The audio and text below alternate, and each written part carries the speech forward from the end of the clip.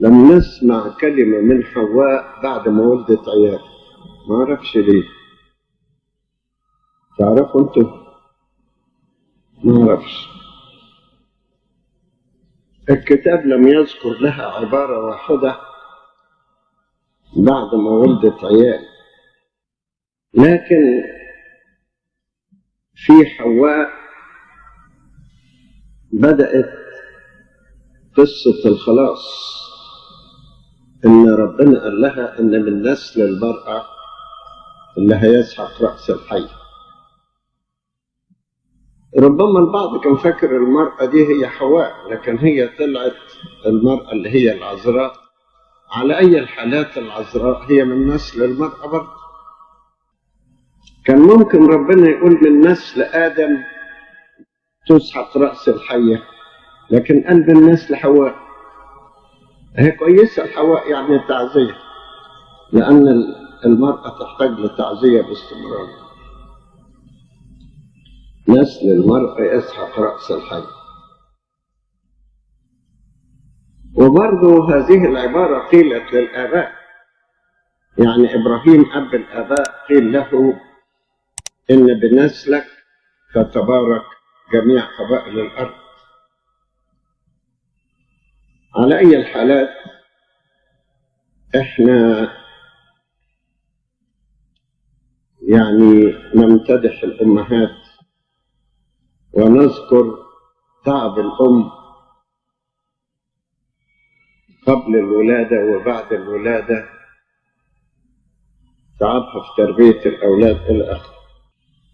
وفي أيامنا هذه نذكر أنها أخذت العقوبتين، يعني آدم قالوا له بعرق جبينك تاكل خبزك، وحواء بالوجع تلد أولادا. دلوقتي في أيام المرأة العاملة برضه بعرق جبينها بتاكل خبزها، بتاكل خبزها وخبز الراجل. هم طبعا ما بيخلوش المرأة توصل لعرق الجبين علشان إشفاقا لهذه الأواني الضعيفة جسديا، لكن روحيا ساعات بتبقى قوية وشديدة وربنا يستر. نحب نهني الأمهات في عيد الأم، وكويس إن الدولة عملت عيد للأم. يعني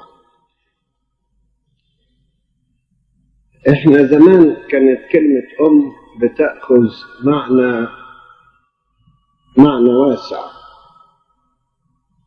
فكنا بنعتبر الأم دي هي الكنيسة،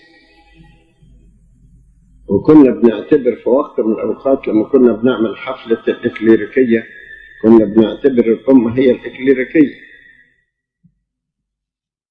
وساعات من الناحية الوطنية بنعتبر الأم هي مصر، أمنا كلنا. وكلمة أم ممكن تطلق على البشرية كلها، فإحنا لما بنحتفل بعيد الأم بنحتفل بهذا المعنى الروحي كله، ليس فقط الأمهات بالجسد، إنما الأمهات الروحيات أيضا. فالراهبات بيبقوا أمهات روحيات، والتاريخ أعطانا أمثلة كثيرة من الأمهات الروحيات. في عيد الأم نهنئ الأم وكل من هي مرشحة أن تكون أما في المستقبل، يعني إذا كانت مخطوبة لسه متجوزة جديد جائز يعني بنعمة ربنا مصيرها تبقى أم وتفرح بأن يكون لها أولاد. يا ريت الأم أيضا تفتكر واجبها كأم في تربية الأطفال. زي ما قلت أكتر من مرة لبعض الأمهات اللي جم يعمدوا أطفال، كنت بقول لهم ما تعتمدوش اعتماد كامل على مدارس الأحد في تربية أولادكم.